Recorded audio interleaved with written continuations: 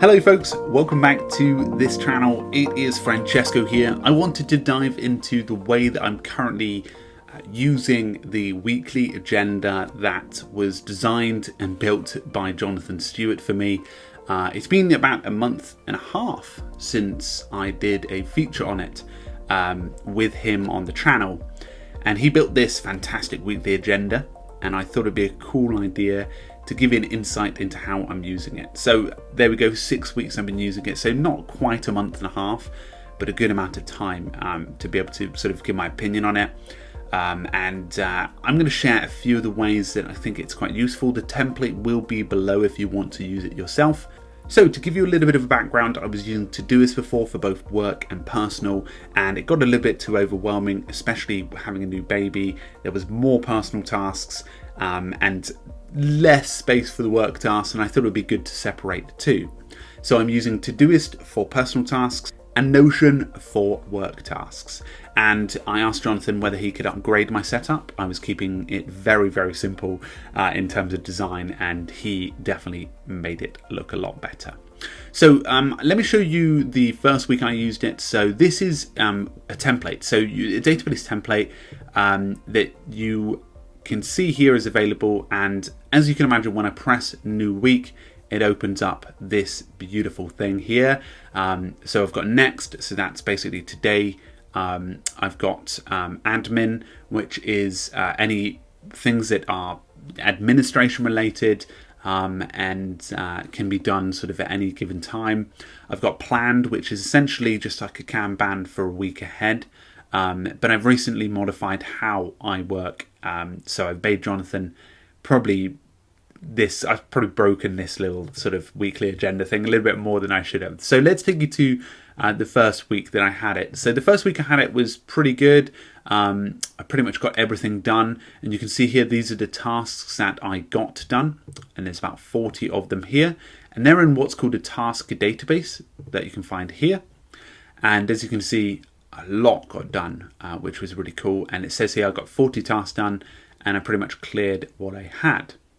So skip forward to like a working and active one that I've got here. So you can see here, this is my sort of week ahead. I sort of plot the most important tasks out on the planned area, and you can see that I've got calls this evening, recording today, and I can tag anything. So what's quite nice that I've been doing is I've been relating back to certain tasks that I have in other areas. So this is actually a goal to release a content class on Skillshare, and I can also connect it up with, say like I need to record 3 videos, but the same box ad needs to be in them. So I can link back to the sponsor that's on there. The other thing I've recently done as well is moved my work sort of workspace into my personal area, which is now in a shared area. So that's only shared with one person, which is Alice, but it helps me to connect up work stuff with my task manager that is in here. So as you can see, it's fairly simple. The reason why I said I've sort of broken what Jonathan's built is because I recently changed from having a Thursday review to having sort of Monday or Friday review, and start again on a Monday. So I've modified the way this is structured a little bit. Probably need to go into the template down here and basically go in and edit this so that I've got changes for previous ones. So maybe I'll do this now, and you can see here that Thursday is a definitive day on this week, but all I want to do is move this across so that I can see that Monday's a new definitive day. And all I have to do to confirm that is go back, and when I go and create a new week, just delete this one that I made earlier, that will appear each time. So obviously I can see sort of what tasks I've got, and what I've recently, the modification I made to Jonathan's setup is adding this property field called associated goal, and I've connected it as a relation to my goals area. So for example, my goal this month is to post 5 videos on this channel, and I can help connect it to the associated goal so that I can see, for example, all these classes and how they're connected up with the goals.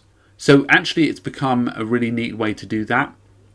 So I'm not just connecting up with that, but I'm also taking advantage of the emojis. So you can see here, this is recording day, recording, because you've got that white mark in the center. And I also keep the same consistency with other ones. If they're on their own tasks, then they go there.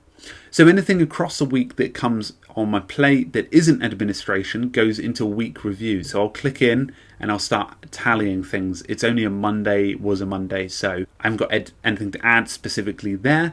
But I'm starting to add, all of these sort of items here, which is quite cool. So I can delete that one because I've duplicated it. But you can start to see these are all the administration items that I need to get through.